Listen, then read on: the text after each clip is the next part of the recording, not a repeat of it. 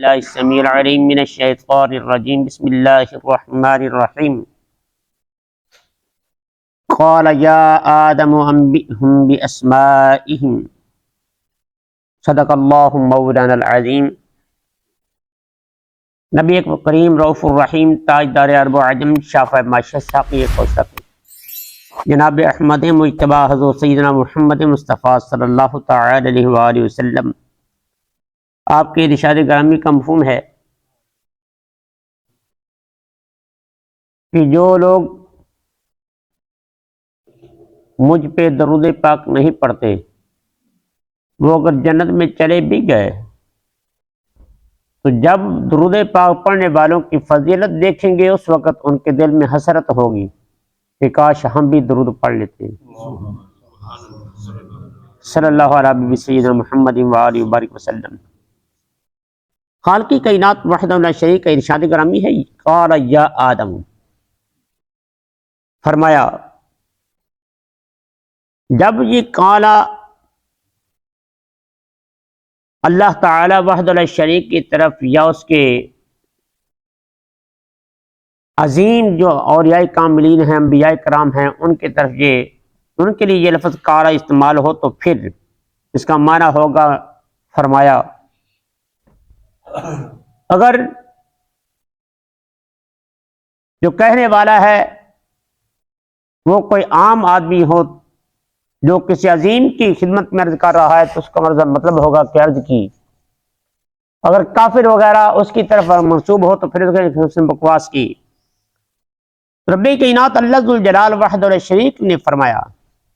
یہ اللہ تعالی وحدہ لا شریک کا قول ہے، فرمایا یا آدم اے آدم۔ اللہ تعالی وحدہ لا شریک نے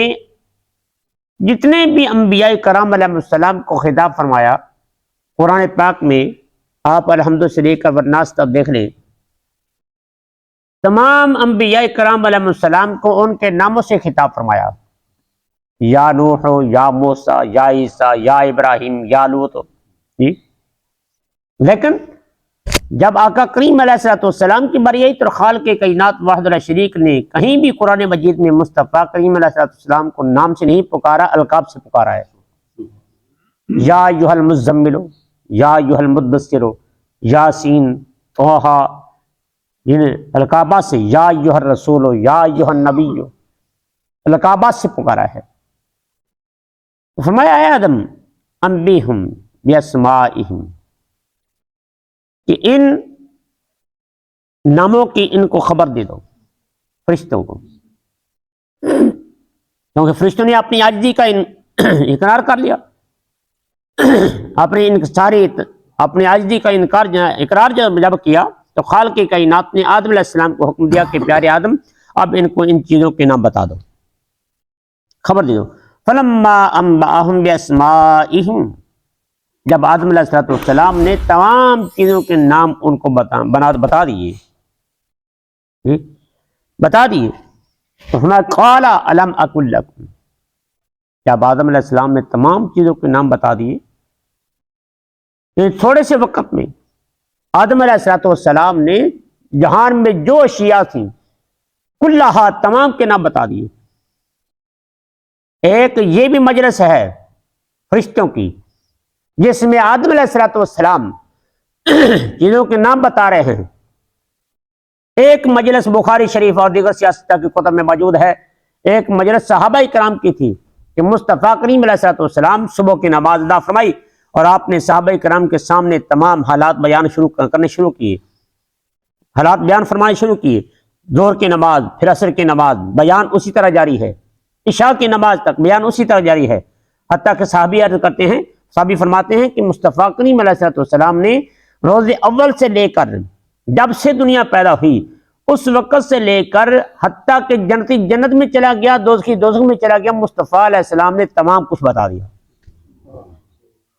ایک مجلس میں، ایک وہ مجلس تھی، ایک یہ مجلس ہے، اور مصطفیٰ کریم علیہ السلام نے تمام حالات سے صحابہ کرام کو آگاہ کیا، اور صحابہ کرام فرماتے ہیں کہ ہم میں سے زیادہ عالم وہ ہے جس نے مصطفیٰ علیہ السلام کے فرمانات کو جتنا یاد رکھا۔ تو رب کائنات نے فرمایا کہ ان چیزوں کے نام بتا دو۔ جب نام بتا دی حضرت آدم علیہ السلام نے اب خبر دی آدم علیہ السلام کو تو اللہ تعالیٰ نے نام سکھائے تھے، لیکن اللہ تعالیٰ کے پیارے نبی آدم علیہ السلام نے فرشتوں کو نام بتائیے، یہ صرف بتائے، بتانے میں یہ مقصود نہیں ہے کہ ان کو یاد رہے نہ رہے، بتا دی جب فرمایا قال لم اقل لکم، اللہ تعالیٰ نے فرمایا کیا نہیں کہا میں نے تمہیں نہیں کہا تھا انی اعلم غیب السماوات والارض، کہ بے شک میں زمین اور غیوب کو جانتا ہوں، غیبوں کو جانتا ہوں، کہ جو زمین آسمان میں ہے میں تمام غیبوں سے واقف ہوں، جانتا ہوں، وعالم ما تبدون وما کنتم تکتمون، اور میں جانتا ہوں، بہت جانتا ہوں جو تم زہر کرتے اور جو تم چھپاتے تھے، جو تم زہر کر رہے تھے میں وہ بھی جانتا ہوں، اور جو تم چھپا رہے تھے میں وہ بھی جانتا ہوں۔ اب زہر کیا کہ فرشتے عرض کرتے تھے مولا کریم اس انسان کو تو بنائے گا، یہ قتل و غارت کرے گا، یہ خون فساد کرے گا، ایسی ویسی باتیں، اور جو تم چھپا رہے تھے اس انسان کو بنانے کی کیا حکمت ہے، ہم اللہ کی تسبیح بیان کرتے ہیں، اور پھر چھپانے میں کہ اس میں انسان جو مٹی سے بنایا جا رہا ہے اس میں اللہ تعالی وحدہ لا شریک کے خلافت کے کیا اسرار اور کیا رموز ہیں، اور یا پھر زہر کرنے سے فرشتوں کا قول مراد ہے، جو فرشتے نے عرض کی کہ مولا کریم تو اس انسان کو بنا رہا ہے، یہ جو خون فساد کرے گا، ہم تیری بات کرتے ہیں، تیری تسبیح بیان کرتے ہیں، اور چھپانے سے مراد جو شیطان لعین، کیونکہ اس وقت وہ بھی فرشتوں کے ساتھ شامل تھا نا، وہ شیطان لعین آپ نے جو اس کے دل میں حسد پیدا ہو چکا تھا حضرت آدم علیہ السلام کے لیے، تو اس نے اپنے دل میں چھپایا تھا یہ بات کہ یہ خلافت کے لائق نہیں، خلافت کے لائق تو مجھے ہونا چاہیے تھا کہ میں اس سے اللہ ہوں، میں آگ سے بنا ہوں، یہ مٹی سے بنا ہے، آگ جو جب جلائیں تو اوپر جاتی ہے، مٹی کو پھینک کے نیچے آتی ہے، لہذا میں اعلیٰ یہ ادنا ہے۔ اس کے جو دل میں حسد تھا، جو حضرت آدم علیہ السلام کے بارے میں رب کائنات نے فرمایا کہ اے فرشتو میں تمہاری بھی گفتگو کو جانتا ہوں، اور فرمایا کہ شیطان لعین جو تیرے دل میں تھا میں اس کو بھی جانتا ہوں،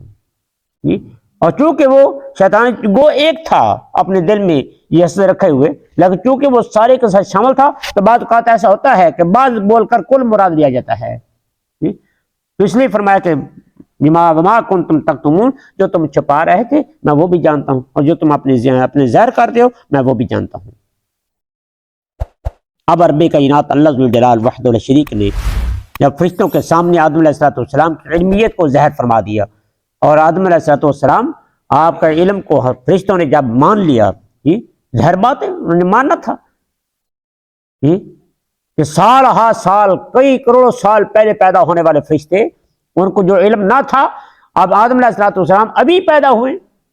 ابھی بنائے گئے، اور ان کو اسی آن میں اتنا علم، اس لیے فرشتوں نے جب اقرار کر لیا کہ واقعی یہ ہستی ہے جو اس قابل ہے کہ ان کی داد دی جائے، اور اللہ تعالیٰ وحدہ لا شریک نے ان کو واقعی اپنی خلافت کی، تو اس سے معلوم یہ ہوا کہ خلافت کے لیے علم کا ہونا ضروری ہے، کیونکہ اللہ تعالیٰ نے علمیت سے حضرت آدم علیہ السلام کی خلافت کا ثبوت دیا، اور حضرت سیدنا شعیب علیہ السلام جب آپ کے وقت میں بنی اسرائیل نے بادشاہ طلب کیا تھا نا کہ ہمارا بادشاہ بنا دیجیے، تو انہوں نے طالوت کو بنایا بادشاہ۔ قرآن پاک میں اس کی وضاحت ہے کہ قوم نے کہا کہ اس کو ہم پر ملک کی کیسی فوقیت مل گئی کہ ہم اس سے مال میں زیادہ ہیں، اس کے پاس تو مال نہیں جس کو آپ نے بادشاہ بنا دیا۔ وہ واقعہ تو بڑا طویل ہے نا، کہ رب کائنات اللہ ذو الجلال کی طرف سے حکم ہوا کہ نبی کو ایک جو ڈنڈا اس کے پاس تھا کہ جس کا قد آپ کے عصا کے برابر ہو اس کو خرے بادشاہ بنانا، بس جس کا قد ماپتے ہیں کوئی اونچا نکل جاتا ہے کوئی نیچے رہ جاتا ہے، اس کا قد برابر۔ جب قوم نے یہ اعتراض کیا اللہ کے نبی پر کہ یہ ہم پر یہ بادشاہ کیسے بنے گا، تو قرآن مجید فرقان حمید میں خالق کائنات وحدہ لا شریک نے اس کا پورا جو واقعہ ہے وہ بیان فرمایا ہے۔ تو خالق کائنات وحدہ لا شریک کے فرمانے پر جو اس وقت کے نبی تھے انہوں نے اپنی قوم کو بتایا، فرمانے لگے کہ یہ تم اللہ تعالیٰ کے جو فیصلہ ہے اس پر تم کیوں اعتراض کرتے ہو؟ تم پر یہی بادشاہ بنا کر بھیجا گیا ہے، یہی بادشاہ بنا کر۔ وہ کہنے لگی نو جی یہ کیسے بادشاہ ہو گیا؟ تو خالق کائنات وحدہ لا شریک، یہ دوسرا پارا جو ہے یہ ختم ہو رہا ہے، اس کا پورا واقعہ جو ہے وہ اللہ تعالی نے بیان فرمایا ہے۔ کہنے کہ انا یکون لہ الملک نحن احق بالملک، اس کو ہم پر علینا، ہم پر کیسے بادشاہی مل گئی؟ ہم زیادہ حقدار ہیں۔ ولم یؤت ساعۃ من المال، اس کو تو مال میں نہیں دیا گیا۔ ربی کائنات اللہ جلال کے پیارے نبی نے کہا قال ان اللہ اصطفاہ علیکم وزادہ بسطۃ فی العلم والجسم، کہ اللہ نے تم اس کو بادشاہ بنا دیا ہے، اس لیے اللہ تعالی نے اس کو علم بھی عطا فرمایا اور جسم بھی عطا فرمایا ہے کہ تم ان سے زیادہ، یعنی یہاں پہ نبی نے دو باتیں مد نظر رکھی ان کے، ایک علم، دوسرا جسم، کہ جو خلیفہ ہے اس کو صاحب وجاہت بھی ہونا چاہیے، رب و دبدبا جو ہے جسمانی لحاظ سے یہ بھی ہونا چاہیے، اور سب سے پہلے جسم سے پہلے علم کو رکھا، کیونکہ علم کا مقام ہر درجے میں بڑا اعلیٰ ہے۔ اس لیے پہلے یہاں بھی جو میں نے عرض کر رہا ہوں، میرا مقصد یہ تھا عرض کرنے کا کہ اللہ تعالیٰ نے ہر مقام پہ علم کا درجہ اول رکھا ہے۔ رب کائنات اللہ جلال کے پیارے نبی حضرت آدم علیہ السلام کی علمیت جب ظاہر ہو چکی تو خالق کی کائنات وحدہ لا شریک نے آپ نے فرمایا کہ اب یہ تمہارے استاد ہو گئے آدم علیہ السلام، اور تم سارے شاگرد اس کے ہو گئے، اب ایسا کرو کہ قلنا للملائکۃ اسجدوا، فرمایا کہ اب میرے پیارے آدم کو سجدہ کرو، سجدہ کرو۔ انشاءاللہ اس سجدے کی وضاحت کل کریں گے۔ وما علیہ الا البلاغ المبین۔ یہ ہمارا مسئلہ جا رہا تھا سونے کا اور سو کر اٹھنے کا۔ سو کر اٹھ پڑے، یہ ایک موت تھی جس سے اللہ تعالی نے ہمیں دوبارہ حیاتی عطا فرمائی۔ تو میں یہ تو آپ کو بتا چکا ہوں کہ انسان کے اندر دو روحیں ہوتی ہیں، دو روحیں، ایک مستقل ہوتی ہے سلطانی اور سیلانی ہوتی ہے۔ ایک روح ہوتی ہے جب ہم سو جاتے ہیں تو وہ کبھی لاہور کی سیر کر رہی ہوتی ہے، کبھی کراچی کی، کبھی مدینہ طیبہ، کبھی عمرہ کر رہی ہوتی ہے، اور ایک روح ہوتی ہے جو مستقل ہمارے جسم میں موجود ہوتی ہے۔ تو جو دوسری روح ہے جو سیر و تفریح کر رہی ہے وہ اس روح سے کمزور ہوتی ہے، لیکن اس کا بھی عالم دیکھیں کہ جہاں کہیں پھر رہی ہوتی ہے، لیکن ادھر آدمی کو تھوڑا سا ہاتھ لگا فوراً روح مطلع ہوگی، بندہ بیدار ہو جاتا ہے۔ تو جو روح اس سے بھی زیادہ قوی ہے اس کی طاقت کا کیا عالم ہوگا۔ اس لیے جو اللہ کے اولیاء کاملین ہیں وہ جب انتقال فرما لیتے ہیں تو پھر بھی ان کی توجہ اس طرح زیادہ رہتی ہے، اپنے جو متابعین ہوتے ہیں، اپنے فیض لینے والے ہوتے ہیں، ان کو وہ برابر فیض عطا فرماتے ہیں۔ میں عرض کر رہا تھا کہ یہ اللہ تعالیٰ کا بڑا کرم ہے، اس لیے اٹھتے ہی اللہ تعالیٰ کی حمد و ثنا کی، اور پھر اس کے بعد اپنا مسواک وغیرہ کیا اور وضو کیا۔ اب اس کے بعد جو ہم نے مسئلہ بتایا تھا کہ مصافحہ کرنے کا طریقہ بتایا تھا کہ مصافحہ کرنے کا طریقہ کیا ہے۔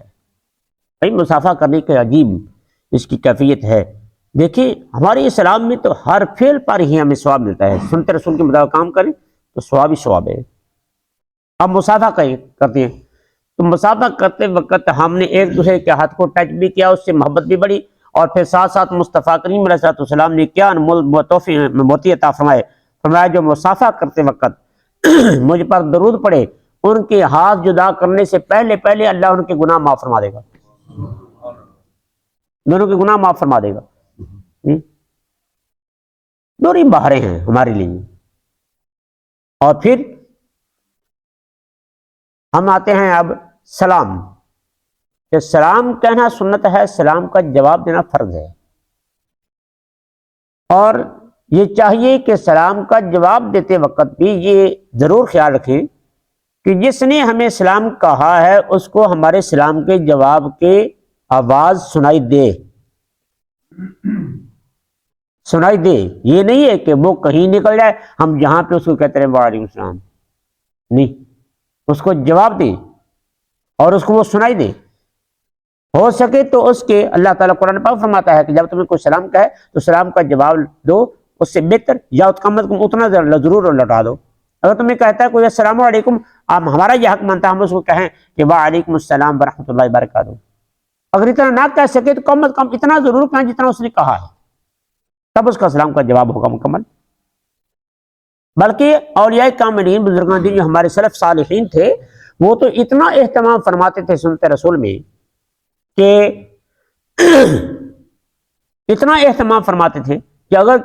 بعض ایک اللہ کے ولی کامل ہیں، ان کو سلام کہا گیا تو انہوں نے سلام کا جواب دینے کے لیے آپ دیکھا کہ جو سلام کہہ گیا ہے وہ سمندر میں جا رہا تھا کشتی پر، یہ کنارے میں تھے۔ جب سلام کہا وہ کشتی آگے نکل چکی، انہوں نے کیا کیا، اب کرائے پہ کشتی لی، کرائے پہ کشتی لی، کشتی بان کو کہا کہ جلدی سے کشتی چلا، اس کشتی کے پاس میں نے جانا ہے۔ جب اس کشتی کے پاس گئے تو اونچی سے کہا وعلیکم السلام، یہ کہا اور کشتی مان کو کہا کہ کشتی واپس کرو۔ کیا حضرت یہ کیا ہے، آپ نے کوئی کام تو کیا نہیں، میں جو جس کام کے لیے میں نے تجھے اجرت دی ہے وہ میرا کام ہو گیا ہے، میرے ذمہ اس کا سلام کا جواب دینا تھا، فرض تھا، اس لیے میں نے جواب دینے کے لیے میں نے تجھے پیسے دیے ہے، رقم دی ہے، اب میرا کام ہو گیا، اب واپس چلو۔ یعنی ایسے لوگوں کے ذریعے سے ہم تک اسلام پہنچا ہے، تو جہاں ہم جو ہے اس مقام پہ ہیں، تو وہ لوگ اتنا اہتمام فرماتے تھے اور ہم مفت میں وہ کام نہیں کر سکتے، اور آپ نے آپ کو بڑا مجبور، اور اکثر یہ ہمارا یہ رواج بن گیا ہے کہ جب کوئی سلام کہے نا تو ہم اپنا سر ہلا کر سلام کا جواب دیتے ہیں، سر ہلا کر، یا یاد رکھیے کہ ہاتھ سے یہ اشارے کرنے یہ یہودیوں کی رسم ہے۔ ہاں زبان سے اگر کہہ دیا تو ہاتھ سے اگر ساتھ کر دیا تو پھر ایک الگ بات ہے، لیکن زبان سے جواب دینا ضروری ہے۔ اگر آپ کو کسی نے سلام زبان سے کہا ہے تو اس کا جواب بھی زبان سے ہی دینا ہوگا، سر سے نہیں، اور سر سے اس طرح سر ہلا کر جواب دینا یہ کوئی جواب نہیں ہے، زبان سے جواب دینا پڑے گا۔ ہاں اگر زبان سے گونگا ہے تو پھر تو ایک الگ بات ہے نا، زبان سے معذور ہے تو معذوری کی تو اور بات ہوتی ہے، لیکن ادروائز ایسی بات نہ، یہ جیسا ہے سلام ہے ویسا جواب دینا پڑے گا۔ اور انشاءاللہ تعالی اس سلام کے بارے میں اور بھی جو دیگر لوازمات ہیں وہ انشاءاللہ ہم عرض کریں گے کہ سلام کسی اجنبی کو دیا جائے یا نہ دیا جائے۔ مثال کے طور پر عورتیں جا رہی ہیں، اجنبی عورتیں ہیں، غیر محرم ہیں، ایک ہے غیر محرم، ایک ہوتا ہے اجنبی بھی اور غیر محرم بھی۔ تو جو محرم عورتیں ہیں یا قربے قبیلے والے ہیں جو محسوس نہ کرتے ہوں، ان کو سلام کیا جا سکتا ہے اور ان کے سلام کا جواب دیا جا سکتا ہے۔ اگر غیر محرم عورتیں ہوں، اجنبی ہوں، تو پھر ان کو سلام، مرد کسی جو جوان مرد ہے اس کو سلام نہیں کہنا چاہیے، کیونکہ فتنے کا اندیشہ ہے، ٹھیک نا۔ ہاں اگر بہت بوڑھا ہو، ضعیف ہو، وہ کہہ لے اور بات ہے۔ اسی طرح ہی عورتیں بھی کسی غیر مرد کو، جوان کو چلتے ہوئے سلام اس کو کہنے کی اجازت نہیں ہے۔ ہاں اگر برادری میں یا کنبے قبیلے میں ملاقات ہوتی ہو، کوئی محسوس نہ کرتا ہو، تو پھر وہ سلام سلام کہہ بھی سکتی ہیں اور سلام کا جواب دے بھی سکتی ہیں، پھر اس میں کوئی مذاقی کی بات نہیں ہے۔ لیکن شرم و حیا وہ تو ہر پہلو میں مد رکھا جائے گا نا، سلام کہنے میں، سلام کا جواب دینے میں ایسا کوئی بھی حرکت یا ایسی کوئی بھی بات نہ ہو جس سے ایک غیر